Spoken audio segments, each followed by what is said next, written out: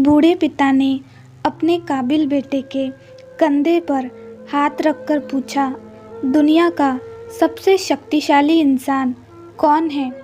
बेटे का जवाब सुनकर पिता की आंखें छलछला आई, क्योंकि पिता की किसी और जवाब की उम्मीद थी। इसके बाद क्या हुआ? एक पिता ने अपने बेटे की बहुत अच्छी तरह से परवरिश की, उसे अच्छी तरह से पढ़ाया, लिखाया और एक सफल इंसान बनाया। इसी के बल पर बेटा एक कंपनी में बड़ा अधिकारी बन गया। हजारों लोग उसके अधीन काम करने लगे। एक दिन पिता ने सोचा, क्यों न बेटे के ऑफिस में जाकर उससे मिला जाए। जब पिता उसके ऑफिस पहुँचे तो उन्होंने देखा कि बेटा एक शानदार ऑफिस में बैठा है और बहुत से लोग उसके अधीन काम कर रहे हैं। ये देखकर पिता को बहुत गर्व हुआ। पिता अपने बेटे के चैम्बर में गए और पीछे जाकर उसके कंधे पर हाथ रखकर खड़े हो गए। इसके बाद पिता ने अपने बेटे से पूछा, इस दुनिया का सबसे शक्तिशाली इंसान कौन है?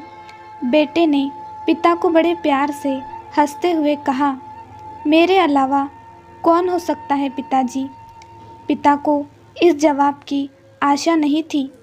उसे विश्वास था कि उसका बेटा गर्व से कहेगा, पिताजी, इस दुनिया के सबसे शक्तिशाली इंसान आप हैं, जिन्होंने मुझे इतना योग्य बनाया।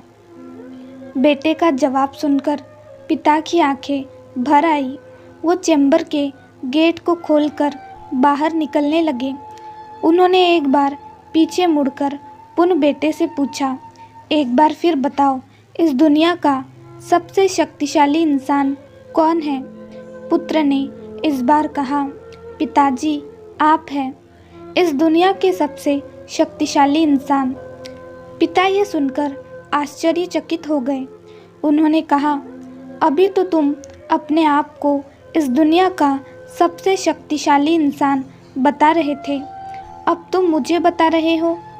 बेटे ने हंसते हुए उन्हें अपने सामने बिठाते हुए कहा, पिताजी, उस समय आपका हाथ मेरे कंधे पर था। जिस पुत्र के कंधे पर पिता का हाथ हो, वो तो दुनिया का सबसे शक्तिशाली इंसान ही होगा ना। पुत्र की बात सुनकर पिता की आंखें भर आई। उन्होंने अपने पुत्र को कस के अपने गले लगा लिया। सच है, जिसके कंधे पर या सिर पर पिता का हाथ होता है, वो इस दुनिया का सबसे शक्तिशाली इंसान होता है। हर पिता चाहता है कि वो अपनी संतान को अच्छे से अच्छी शिक्षा प्रदान करें, ताकि वो भविष्य में कुछ बन सके। बदलते समय में देखने में आता है कि काबिल होने पर संतान ही अपने पेरेंट्स के साथ ठीक से व्यवहार नहीं करती, बल्कि अपमानित भी करती है। हमें समझना होगा कि एक दिन हम भी बूढ़े होंगे। उस समय हमारी संतान भी ऐसा ही व्यवहार हमारे साथ करेगी, तब हम क्या करेंगे?